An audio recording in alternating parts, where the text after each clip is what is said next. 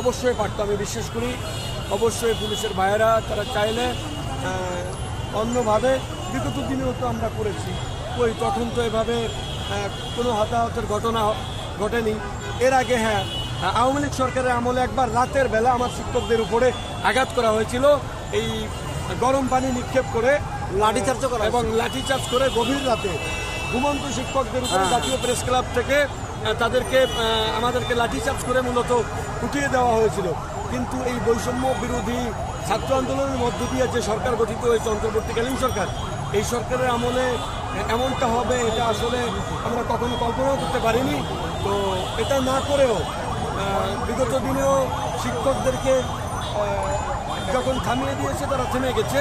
যদি চাইতেন সেভাবেও তারা আমাদেরকে পথচ্যুত করতে পারতেন। আপনাদের কি কখনো যখন অ্যাকশনে গেল পুলিশ এর আগে কি বলেছিল বা মিছিল নিয়ে যাওয়া যাবে না বা এখান থেকে সরতে হবে এরকম কিছু বলেছিল কি? পুলিশ আমাদেরকে এখানে বাধা দিয়েছে। আমাদের একটা কথা ছিল, যেহেতু আপনারা আমাদেরকে বাধা দিয়েছেন, তাহলে আমাদের দাবি দেওয়া নিয়ে সংশ্লিষ্ট কর্তৃপক্ষের সাথে, আমাদের শিক্ষা দপ্তরের যারা দায়িত্বশীল আছেন তাদের সাথে যোগাযোগ করে আমাদের ঘোষণার ব্যবস্থা করেন, আমরা এখান থেকে ফিরে যাব।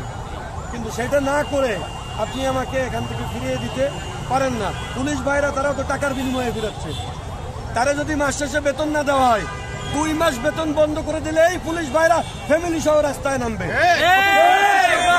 আমার শিক্ষকরা 40 বছর ধরে, এরকম শিক্ষক আছে যে অবসরে চলে গেছে, তারপরেও সে আজকের আন্দোলনে আসছে, কারণ তার স্বপ্ন সে যেন জীবিত অবস্থায় দেখে যেতে পারে যে স্বতন্ত্র ইবতেদায়ী মাদ্রাসা জাতীয়করণ হয়েছে। ঠিক। একটু আন্দোলনের নেতৃত্ব দিচ্ছেন আপনি? আমি আন্দোলন বাস্তবায়ন কমিটির নির্বাহী সদস্য এবং আমার নাম শামসুল হক আনসারি। আমার হোম ডিস্ট্রিক্ট বাগেরহাট। আমি ইবতেদায়ী শিক্ষক, আর আমি স্বতন্ত্র ইবতেদায়ী মাদ্রাসা শিক্ষক ঐক্য জোটের প্রচার ও প্রকাশনা সম্পাদক এবং স্বতন্ত্র ইবতেদায়ী মাদ্রাসা শিক্ষক ঐক্য জোট আন্দোলন বাস্তবায়ন কমিটির নির্বাহী সদস্য। আচ্ছা, সকালে আমার বোন তারা অসুস্থ হয়েছে, আহত হয়েছে। এই নিহতের বিষয়টা এখন পর্যন্ত এ ধরনের কোনো ঘটনা ঘটেনি।